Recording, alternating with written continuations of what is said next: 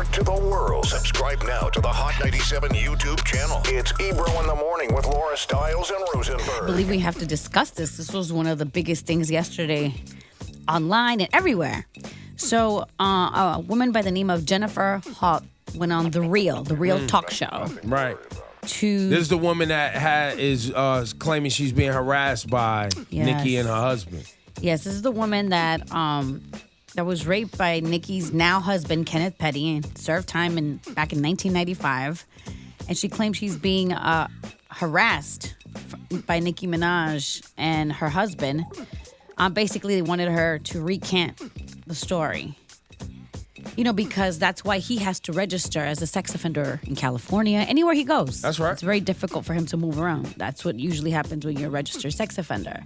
But, you know, she was a guest on The Real, and here's a couple of clips. Check this out.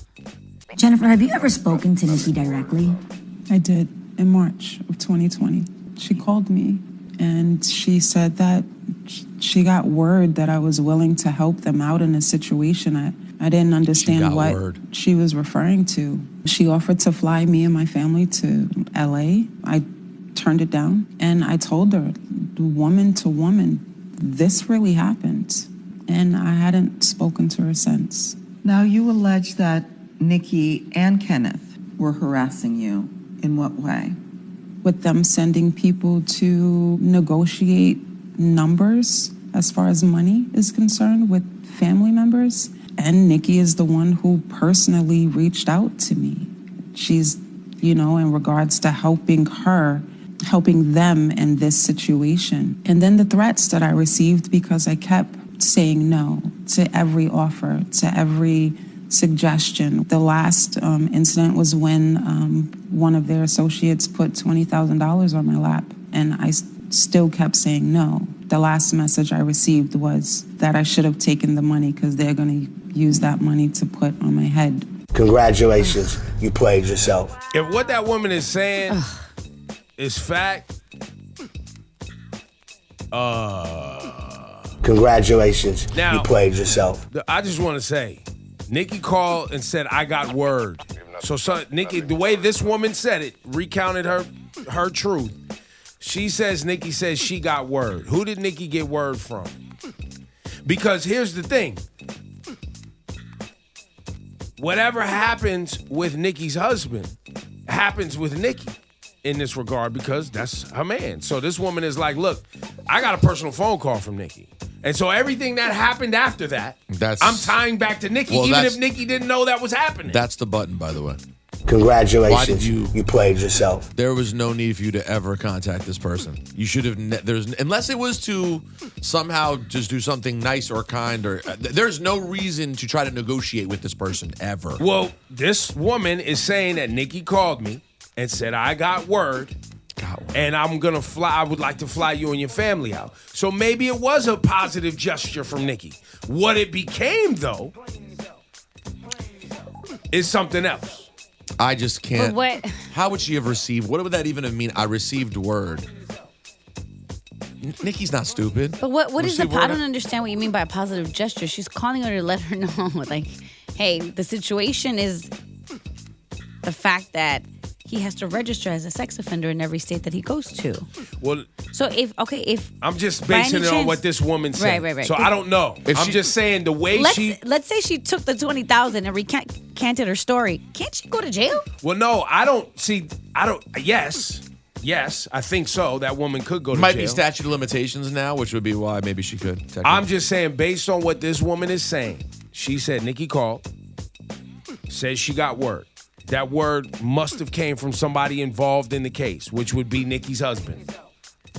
Called the woman. How would he receive word? I don't know. That's what I'm saying. You're focusing on the receive word. I'm just focusing on what this woman, the words that came out as woman's mouth. But the receive word part to me was like, I don't know that matters as much as the thing that bothered me was if Nicki said the words to help us out.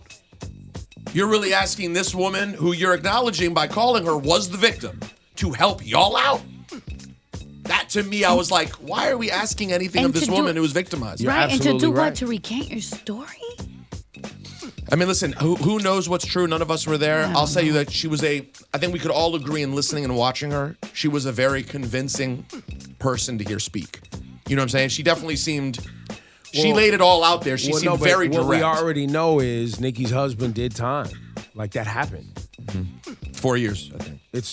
Which is the most peculiar thing that we've been saying about this whole thing from the beginning, even before hearing this, which is, if y'all want this to not be a focal point, don't make it a focal point. The time's done. It's already done. Now, I get it. Right? Like Rosenberg just said off the air, registering as a sex offender, you know people who have had to do this. It's not good. Who wants to be stuck? I know people who did something mad long ago, and maybe they were 18, whatever the thing was. It's not fun. No one wants to be registered as a sex offender where people search on the list, they see you live there. There's a lot of reasons you don't want to do that. Not only that, if they have to register as a sex offender, that means the people who look at the sex offenders list know where Nicki Minaj lives. Yeah, I know. That's what's dangerous. Because she's with him. So who wants that? I get it. But I don't think you can. The idea of messing with the people who were already involved in this is why you end up on this segment right here. So sad. Congratulations, you played yourself. It sucks. Definitely nasty. And this is not a criminal situation. This woman, here's the other piece of the congrats. This woman, you offered her $20,000 to recant her story or whatever money you put on her lap. Negotiations, yada, yada. Here's audio of what she expects out of the lawsuit, because this is a lawsuit for money. What are you guys wanting to come from this lawsuit? To let them know that they were wrong and you can't do this to people. You shouldn't do this to people. He did something a long time ago, and he had consequences that he was supposed to stick with. What they did to me and my family wasn't okay. It wasn't right, and it doesn't matter how much money you have. It doesn't matter what your status is. You can't intimidate people to make things go better for you, and that's what they did. And I want my daughters to know that as they grow, as they experience life, as they come in contact with friends, family, strangers, whatever, that they'll have the strength to know that they have a voice and they should use it. And don't ever let anybody try to silence them.